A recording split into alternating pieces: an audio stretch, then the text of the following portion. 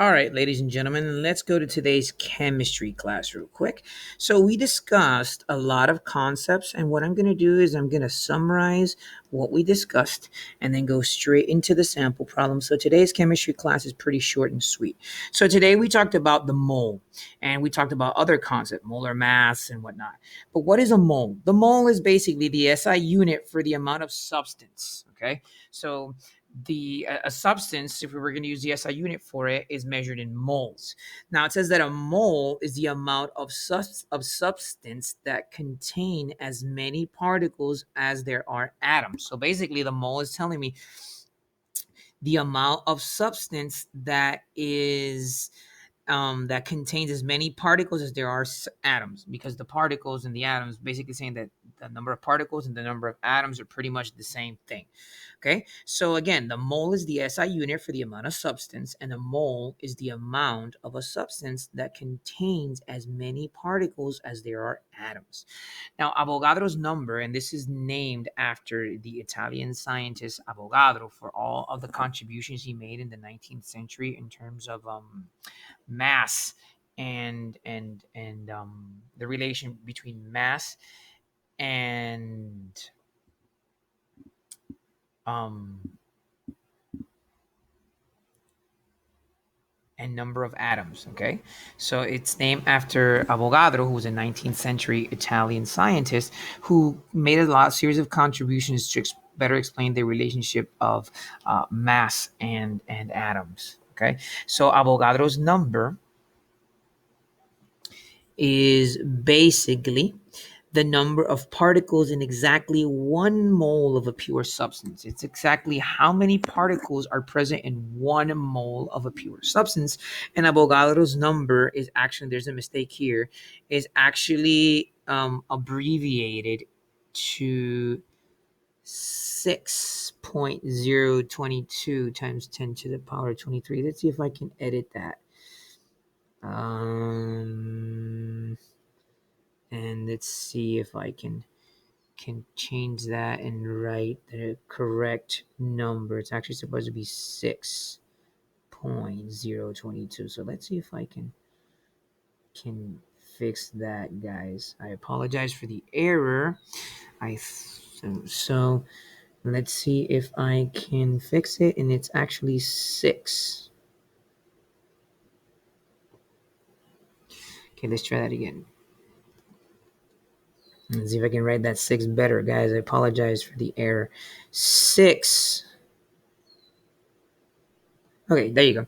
So Avogadro's number is actually not 6.022 times 10 to the power of 23. So Avogadro's number, again, is the number of particles in exactly 1 mole of a pure substance. So basically, it's the number of particles that is found in 1 mole, and mole is basically the amount of substance. And pretty much mole and particles, or particles and atoms are the same thing. And Avogadro's number is a relationship between the amount of atoms and mass. So basically, it's saying that 1 pure substance has about 6.022 times 10 to the power 23 atoms. Okay. And it says that molar mass is the mass of a pure substance and is numerically equal to the atomic mass of the element in unified atomic mass. So basically, what it's telling me is that the molar mass and the atomic mass are pretty much the same number. And it's also saying that the molar mass of an element contains 1 mole of atoms. So the mass or the molar mass, which is this numerically equal to the atomic mass, is basically how many atoms, or excuse me, is basically giving me the mass of 1 mole of atoms. So the atomic mass, which is numerically equal to the molar mass, is basically the mass of 1 mole of elements. Okay, so summarizing real quick, the mole is the SI unit for the amount of substance. A mole is the amount of a substance that contains as many particles as there are atoms. And Avogadro's number, named after the Italian scientist Avogadro, who contributed to the relationship between atoms and mass, or the number of atoms and mass, is abbreviated to 6.022 times 10 to the power of 23. Molar mass and atomic mass are numerically equal, and the amount or the molar mass of an atom is basically the molar mass of an element contains exactly 1 mole of the atom. So that being said, let's go to the sample problem, which is sample problem B.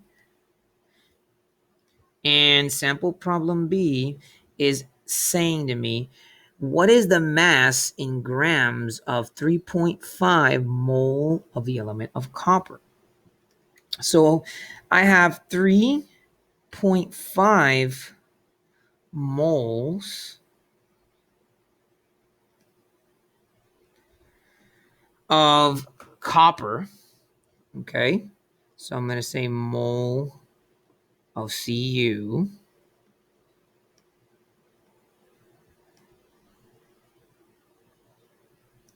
And I want to go from moles of Cu to grams of Cu. To grams of Cu. Now, the molar mass is the same as the atomic mass. We established that a minute ago, right? So we're going to cancel mole of copper, with mole of copper. So that's how we establish our conversion factor, mole of copper. And we go to the periodic table and we look for the element copper to obtain the atomic mass. Now, remember that when you go to the periodic table of the elements and you look for copper, you're going to see the chemical symbol of copper, which is Cu. You're going to see the atomic number, which is 29. And then beneath the name, because you have the atomic number, you have the symbol, you have the name, and beneath that you have the average atomic mass. And remember that the atomic mass is the same thing as the molar mass. So pretty much if you round that off, you have 63.55. Okay, so basically the atomic mass of copper is 63.55, which means that 1 mole of copper contains 63.55 grams. So what do we do next? Very simple. It's what we did pretty much in the last chapter when we worked with conversion factors. And moles of copper is going to cancel with moles of copper. And then what we're going to do is once we've canceled out the moles of copper with moles of copper, we're going to multiply 3.5 times 63.55. So obviously you can do that mentally or you can get a calculator, but if you multiply 3.5 or 3.50 by 63.55, your answer is going to be approximately 222 grams of copper. So more or less, 3.5 moles of copper contains about 222 grams of copper. So that's pretty simple. All we need to do is go to the periodic table, find how much the atomic mass is, which we know is numerically equal to the molar mass, and then establish a conversion factor. In this case, mole, canceling with mole, saying that 1 mole of copper is 63.55 grams of copper, and then we simply multiply that and our answer is 222 grams of copper. So ladies and gentlemen, this is it for this class. I told you guys it was going to be short and sweet. Hopefully this video will help out, and if you have any questions, you guys know where to find me. So enjoy the rest of your day. Bye.